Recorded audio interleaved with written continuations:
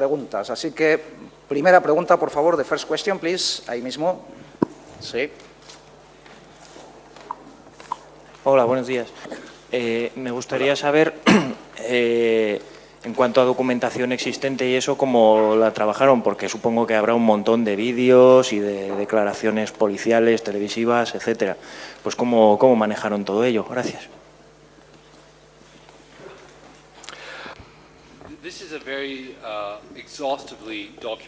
Es un caso muy documentado, y una de las cosas que me ha interesado a mí como el realizador es que había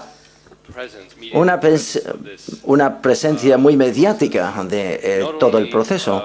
No solamente existen 4 documentales ya, sino que si vas a entras en Internet, hay páginas web dedicadas exclusivamente a este caso.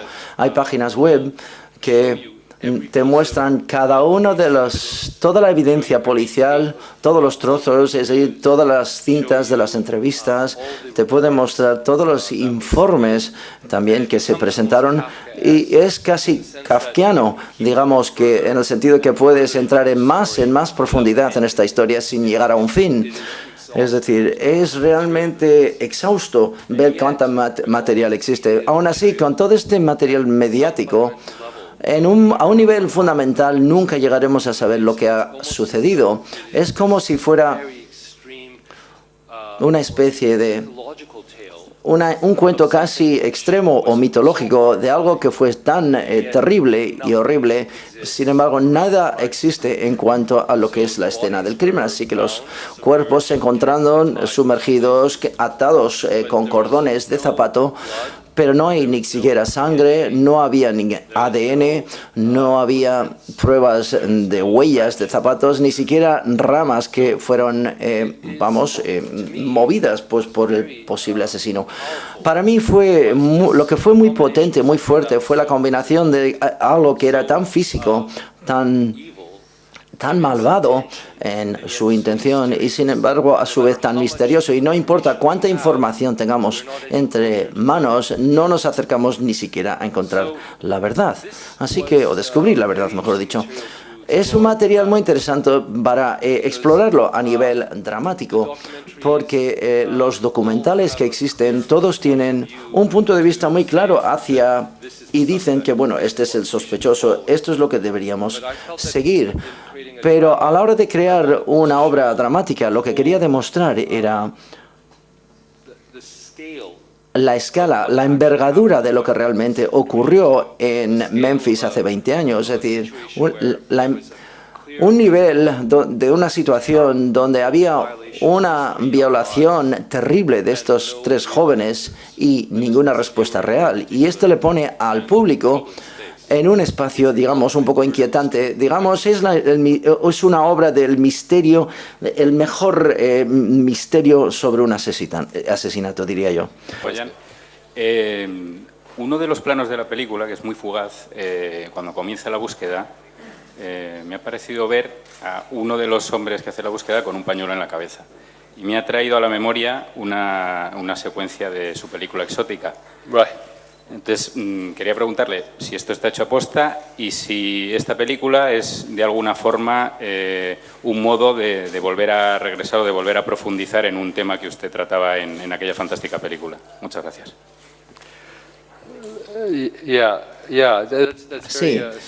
Sí, muy astuto por tu parte, sí, era muy consciente de esa referencia, supongo. Pero, una vez más, lo que más me gusta de esa película es que existe un sentimiento de un evento, una ruptura violenta en la vida de estas personas, digamos, y cómo esto afecta su comportamiento y les distorsiona, a cierto modo. Esto ha tratado mucho con estos individuos y se contiene solamente en 5 personajes. Estoy abordando más bien con la respuesta, digamos, a nivel de la comunidad. Hay escenas como la búsqueda que existen, bueno, son parecidos al territorio visual que Exótica, pero Exótica, con muchas otras películas, es muy poético en cuanto al tratamiento del tema. Es más bien más obsesivo, digamos. Esto es mucho más naturalista, digamos, en su forma, porque la historia en sí mismo bicentina, es multicapas, digamos, y entonces el enfoque visual es mucho más directo, pero ese detalle, gracias porque lo has detectado, porque me encontraba como era el mismo sitio, es decir, era curioso fotografiar un grupo de personas buscando evidencias.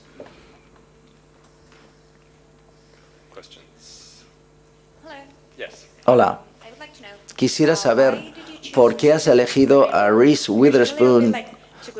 Porque es demasiado glamurosa, me parece a mí, para este tipo de papel. Estoy curiosa. Es glamurosa, pero también estamos intentando hacerle parecerle lo menos glamuroso posible.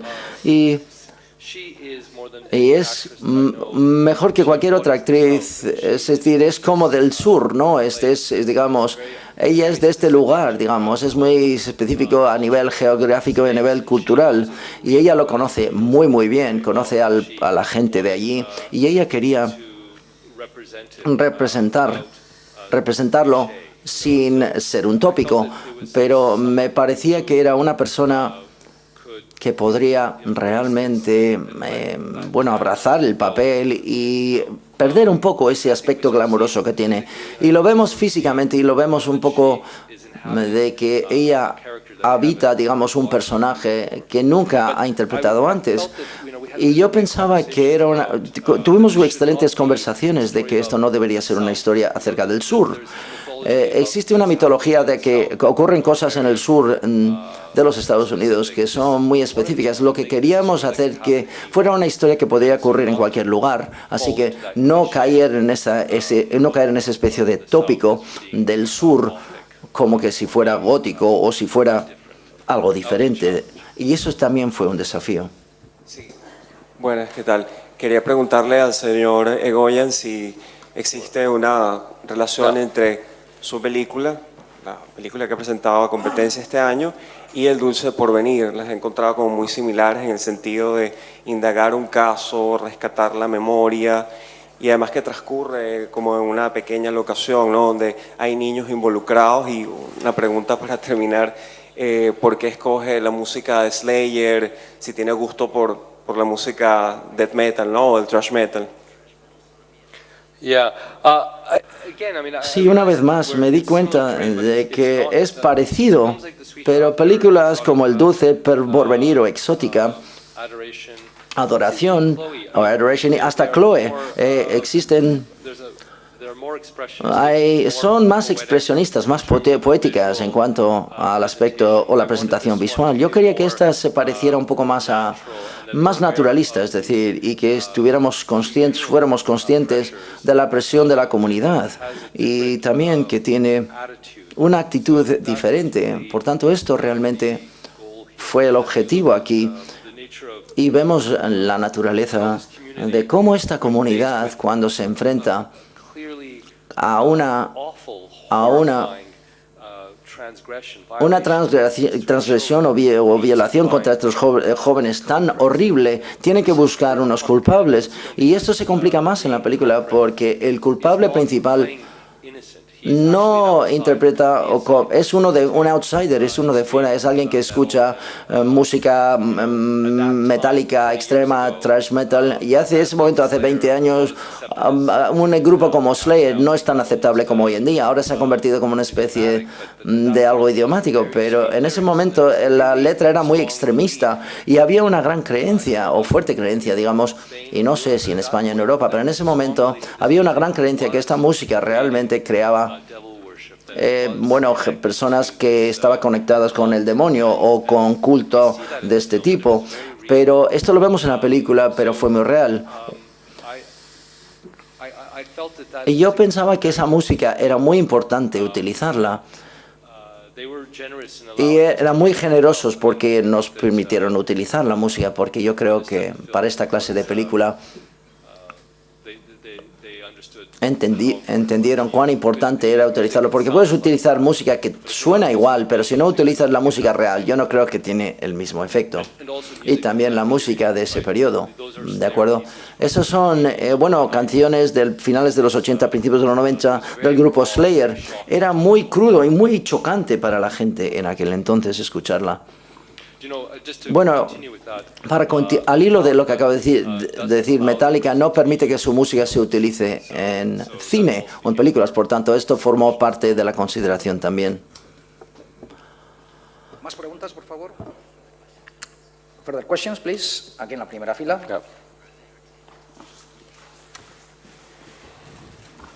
Hola, otra vez. Me gustaría saber que de todos los casos de niños asesinados que hay en Estados Unidos y en el mundo, ¿por qué escogió exactamente este? Gracias. Bueno, elegí este caso porque es tan misterioso, es decir, no podrías diseñar un caso a nivel dramático que podría ser tan casi imposible de resolver. Yo creo que los nudos están tan atados tan cuidadosamente. Se ha pasado mucho tiempo en estos asesinatos y estos niños de 8 o 9 años. Es decir, poder desnudarles y atar estos nudos y sumergirlos en el agua y ocultarlo todo. De todos los crímenes con los que me he topado, este me parece el crimen que más molesta. ¿Por qué? Pues porque claramente es el resultado de algo muy calculado, y el espacio alrededor de cuándo podría haber ocurrido no es posible, no parece posible. Y cuando fui a Memphis y vi la escena del crimen, molesta aún más, es inquietante porque no está en el bosque profundo. La gente tenía que haber escuchado o oído algo, así que hay algo realmente. Hay algo como si es casi supernatural, digamos, sobrenatural. De todas las historias que he escuchado, esta suena muy sobrenatural y siente como si fuera casi mitológica. Es decir, que existe. Es una prueba muy extraña de qué es lo que ocurre cuando creas un crimen tan monstruoso sin evidencia alrededor de la escena del crimen. No hay una explicación lógica, así que para mí la película era de cómo vivimos con la duda.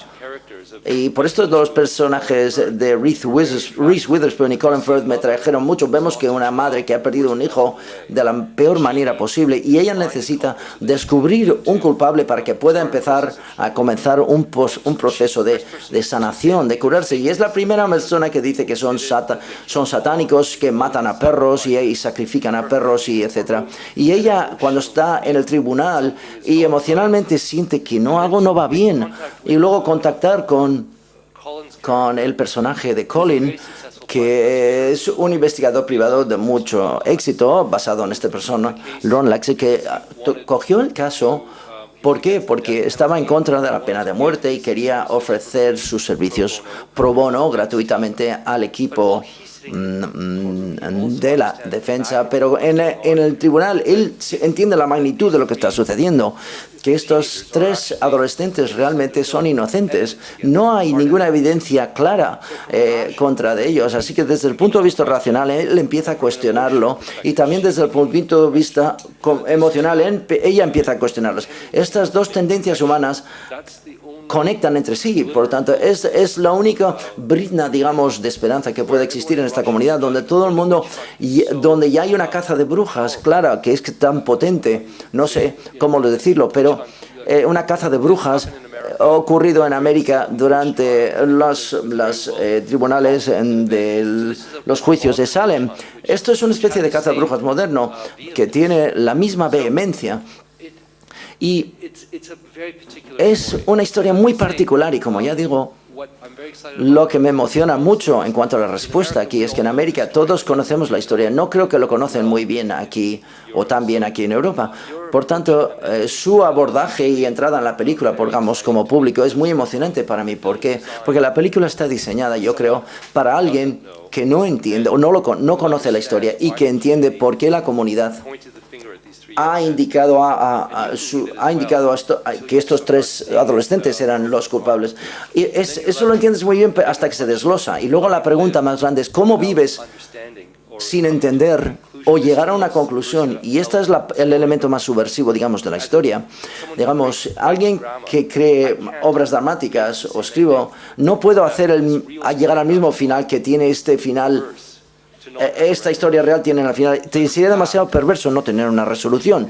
Y de hecho, En la historia real no existe una resolución final. Por tanto, esto es muy emocionante a nivel dramático como experimento. Puedes mostrar algo tan extremo y dejarle al público en un lugar donde no existe un tercer acto o una resolución. Y las dos estrellas de Hollywood, Reese Witherspoon y Colin Firth, no son héroes, realmente no pueden cambiar nada en la historia. Y esto me pareció interesante trabajando con Colin, un personaje que está en su mejor momento profesional, puede donar su tiempo pro bono y luego atraviesa esta crisis porque como ve una injusticia que está ocurriendo, no tiene los medios para realmente hacer algo para resolverlo. Tenemos ese momento donde él, de hecho, se le dice, márchate del tribunal, y está mirando a través de la ventana y no tiene poder, está totalmente inutilizado. Así que estas fueron situaciones dramáticas muy difíciles de escribir a nivel de ficción, pero que realmente sucedieron.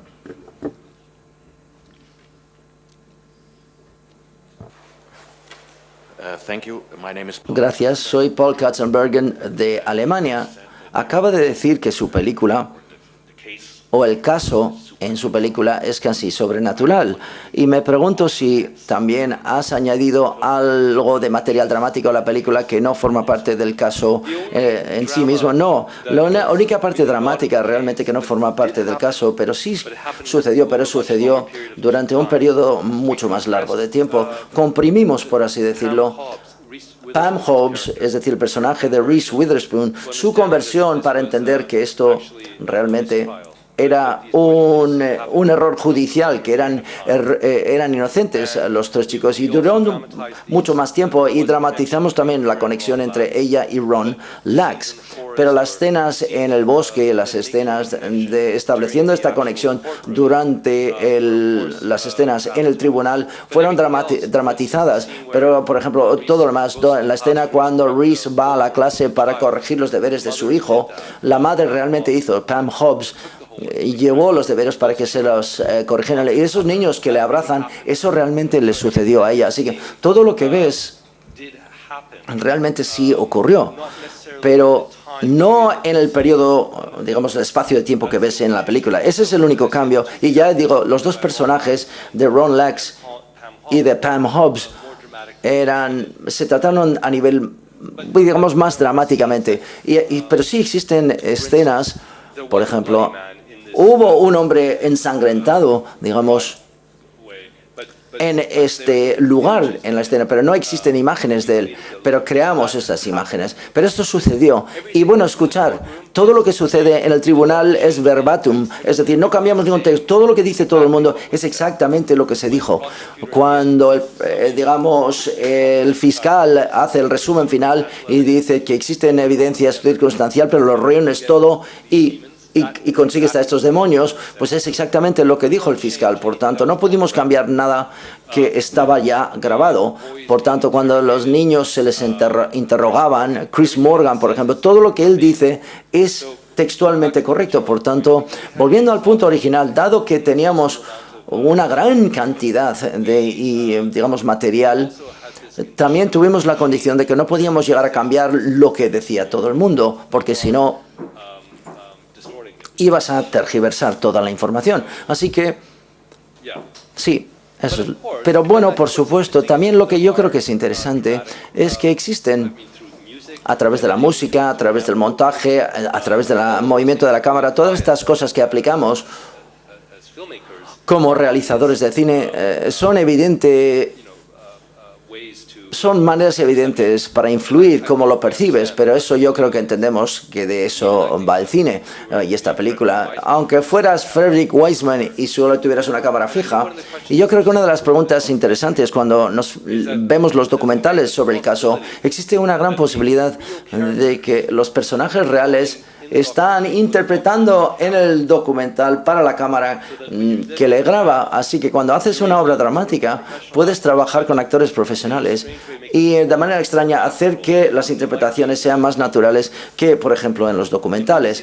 Si ves los documentales, podrás ver que el que cita de la Biblia, por ejemplo, hace las citas de la Biblia, ves que está grabando digamos, los documental, es más grande que la vida, y porque él sabe que está interpretando para esta cámara del que le graba para el documental. Estas son situaciones curiosas a la hora de calibrar, por ejemplo, las diferencias y las posibilidades de la forma dramática frente a la forma de un documental.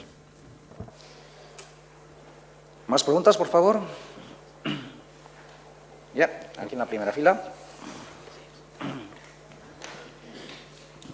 Bueno, pues me gustaría saber el montaje de la película, el montaje final. Quería saber si quedaron muchas escenas fuera de lo que tenía en mente, porque a mí es que me ha llamado la atención el actor Elías Coteas, que siempre me llama la atención con cada cosa que hace, pues como que sale muy poquito, un par de escenas y no sé, me hace pensar que igual su personaje era un poco más amplio y que en el montaje final no entró. Gracias.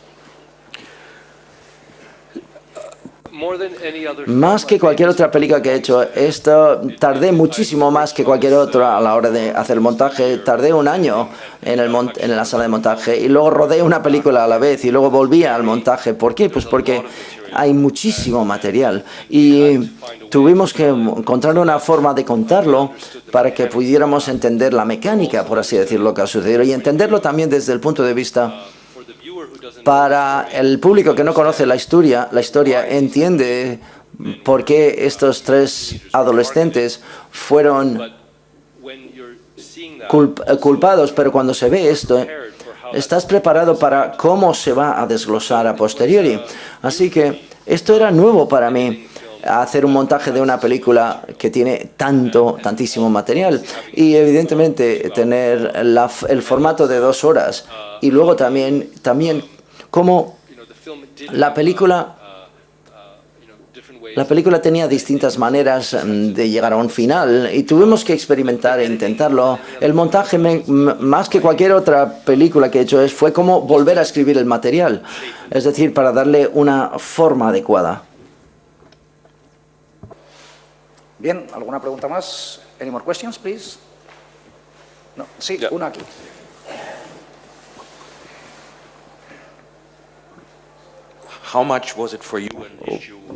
El tema, o sea, la pena de muerte en los Estados Unidos, ¿esto fue un tema para ti?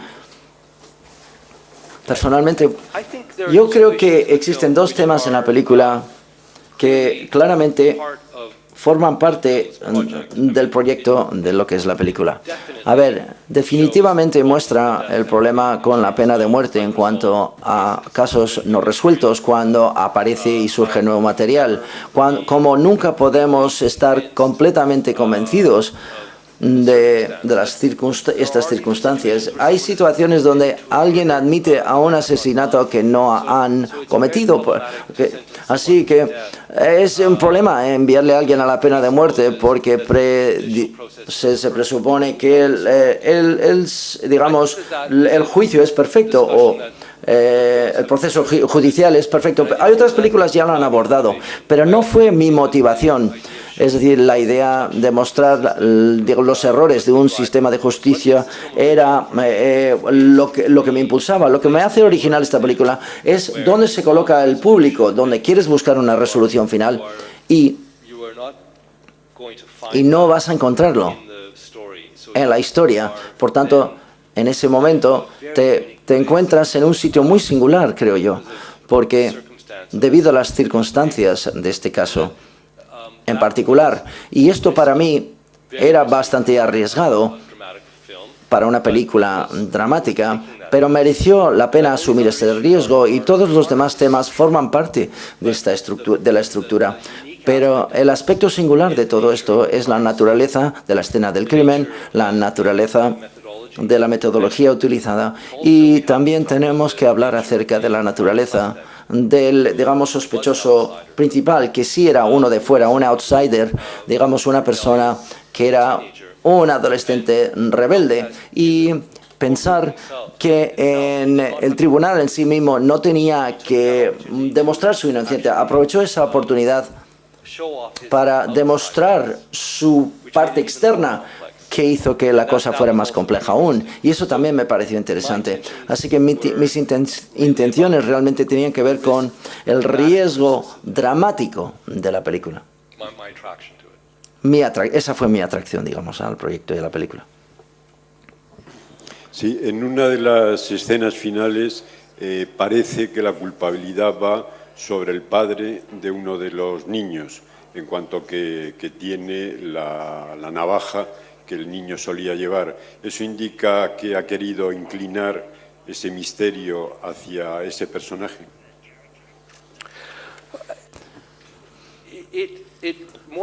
Más que nada, lo que demuestra es lo que sucede debido a la fuerza emocional de la superstición. Es decir, que finalmente esa navaja es circunstancial también. No significa nada en un tribunal, pero es una madre que es religiosa, que procede de un lugar donde muestra su fe, y digamos que esto tenía sentido, y es cierto que realmente esto sucedió, que ella empezó a cuestionar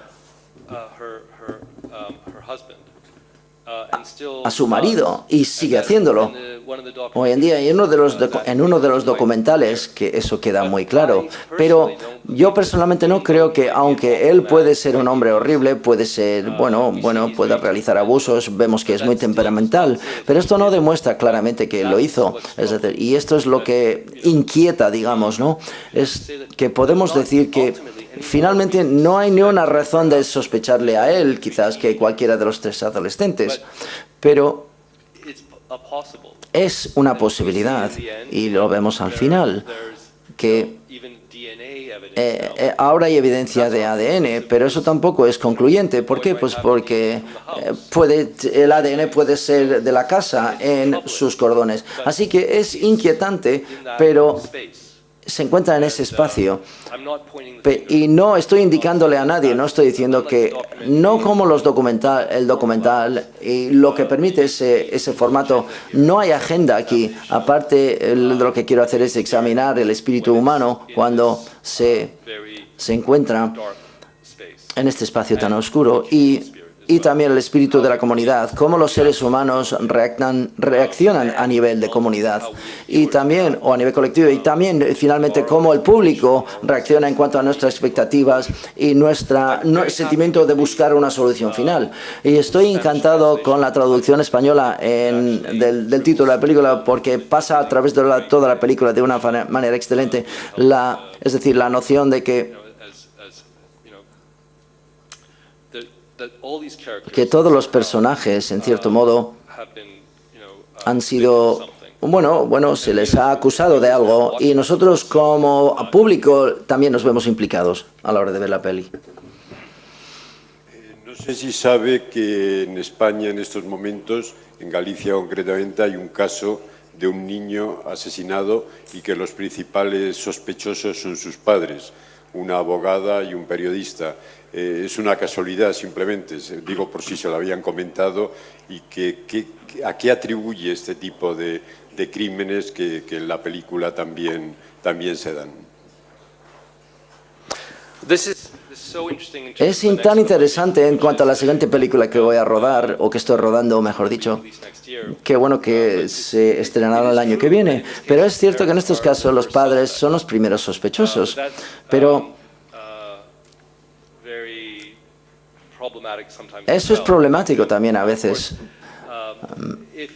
Por supuesto, si en cualquier caso donde el sospechoso se encuentra y se le lleva a juicio y se le encuentra culpable, esto elimina o quita un poco la responsabilidad moral que tenemos para investigar más el caso, porque está resuelto. Y una vez más, y no sé los detalles del caso que me acabas de comentar, pero existe una urgencia de etiquetarla. Esto lo hemos visto en Italia también, en otro caso donde la persona que vivía en la misma habitación fue llevada a juicio también. Existe una conveniencia, digamos, para intentar resolverlo cuanto antes posible. Existe un sentimiento inquietante que ocurre a veces cuando no existe una respuesta clara y cuando un caso se mantiene abierto. Como comunidad, todo el mundo tiene que vivir con esto. No existe una solución y esto pasa al través. Y esto ocurre de una manera. No conozco los detalles que me acabas de decir, pero alguien me ha mencionado que sí, que esto está sucediendo ahora. Pues si no hay más preguntas, sí, una más todavía. Adelante.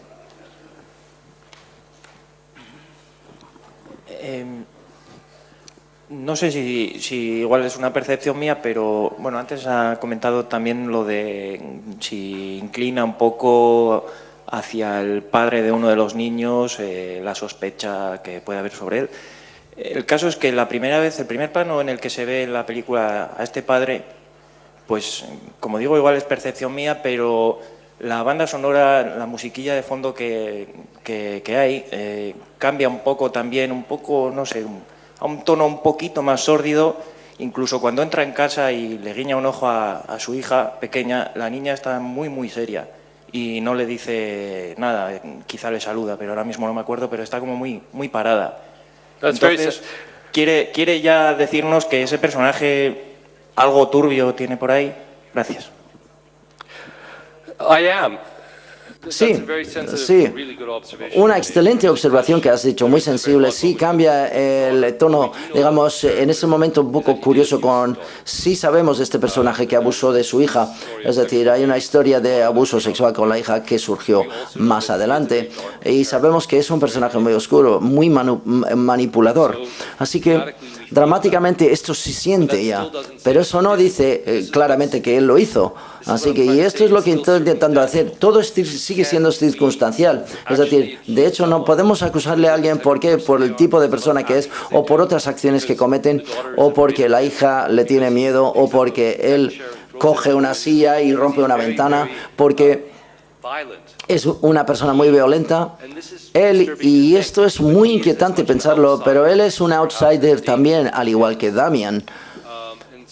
Así que, sin unas pruebas tajantes y claras, es muy problemático realmente, sentenciar a alguien. Y así es como funciona nuestro sistema judicial. Se puede utilizar evidencia circunstancial, pero solamente cuando ya has agotado todas las más oportunidades. Como vemos en la película, hay muchas posibilidades que no se han agotado porque se han perdido las pruebas de sangre o no han inspeccionado o han dejado libre sospechosos posibles. Y entendemos por qué. Porque estos son procesos muy caros. Es decir, una investigación legal muy en profundidad nos carga como cultura y como sociedad. Sin embargo, lo alternativo es una barbarie. Y esto es lo que preocupa acerca de la película. Y muchísimas gracias por haberte fijado en este detalle, porque al principio de la película entendemos que es un personaje oscuro y malévolo. Pero cuando vemos el acto, aun si es la persona que él fuera capaz de matar a 3 niños de 8 años jóvenes y hacerlo sin evidencia alguna, me parece... Yo creo que eso es tirar un poco la cosa, ¿no? La realidad. Es muy misterioso. A mí me parece, a mí personalmente, es el misterio de asesinato triple máximo, es decir, y sigue siendo un misterio. Y hay muchos chivos expiatorios convencionales. Este hombre sangrado tiene los pies embarrados, tenía que haber estado allí, pero desaparece, nunca le vemos. Y esto es lo que sucedió. Y todo se resume en las decisiones que toman los seres humanos. Es decir, que el oficial de policía no entra y da vueltas alrededor del restaurante, no entra y ve la sangre.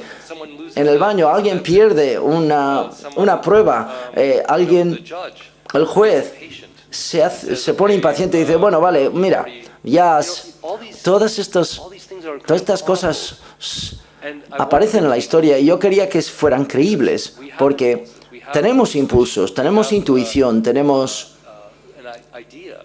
una idea. Pero ¿esto qué significa si físicamente no lo podemos demostrar o probar? Es, en cierto modo, como has dicho al principio, y este es el evento, digamos, o el hecho más mediático. Y les insto que entren en Internet. Hay una página web que se llama Callahan 8, CALLAGHAN 8, 8. Si lo colocas en Google, lo metes en Google con West Memphis 3, hay una página web que es muy neutral, donde puedes ver absolutamente todo y puedes pasar días y días en la página web y entras más y más y más profundidad, pero no hay nada resuelto. Así que para mí esto se convierte en un caso prueba extraordinario de cómo el conocimiento empírico tiene limitaciones cuando se trata de llegar a un juicio. Vale, bueno, no soy filósofo, soy realizador, pero me parece un mundo interesante y no podría haberlo escrito. Si hubieras escrito esto como a nivel dramático, como una invención, nadie lo creería. No sería creíble. Saber por qué el personaje de la niña, de la hija, queda tan en la sombra, apenas aparece en la película pese a la muerte de su hermano, queda como siempre oculta. Quería saber, en una película tan excelente como la suya, en que todos los personajes están muy tratados, ¿por qué esta niña queda tan en segundo o tercer plano? You mean the young sister? Sí, la hermana joven, sí. Bueno, no tiene mucha acción en la historia realmente. Había mucha acción a posteriori. Si nos fijamos un poco en el documental el año pasado, su testimonio contra su padrastro se convierte en algo inquietante en cuanto a la situación tan abusiva que ha padecido, pero me he tenido que ceñir a lo que ha ocurrido en estos meses, en 1993. No entro en el futuro. En ese momento, aunque haya habido como víctimas de abusos, no entienden lo que sucede en ese momento, así que no sería muy genuino. Sería otra película realmente centrarme en ella, aunque también podría haber sido algo posible. ¿Una pregunta más? Del efecto reparador de la justicia que se hace en Estados Unidos y en muchas partes del mundo para casos de este tipo, que en cuestión de un año prácticamente se ha juzgado a los aparentemente culpables, y en el que parece que muchos elementos de la sociedad están implicados precisamente en la adjudicación de esos culpables, tiene luego, en un caso como este, 20 años después, cuando se comprueba que hay serias dudas, el mismo efecto escandalizante en la propia sociedad, ese efecto escandalizante que supone que durante 20 años haya habido gente injustamente tratada. Y luego una segunda pequeña pregunta. Después de conocer el caso, transcurridos tantos años, ¿cuál pudo ser el motivo de los asesinatos?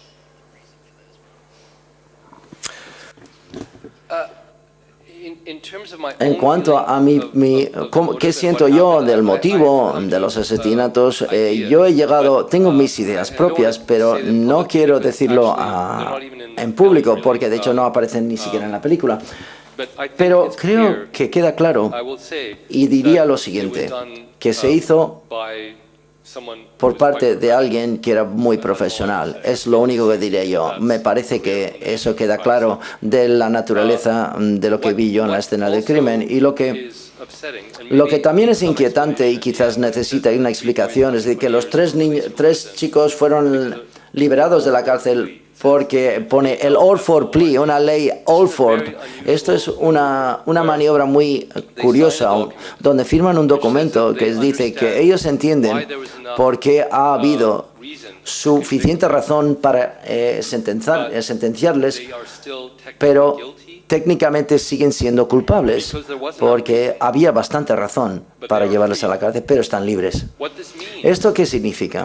Bueno, lo que significa, y es muy problemático, es decir, que estos tres adolescentes, que ahora que tienen, 30 y pico años, siguen siendo criminales y no pueden llevar a juicio al Estado, no pueden recibir dinero debido a que han sido encarcelados durante tanto tiempo. Firmando esto, de hecho, han hecho que sea más difícil encontrar su libertad.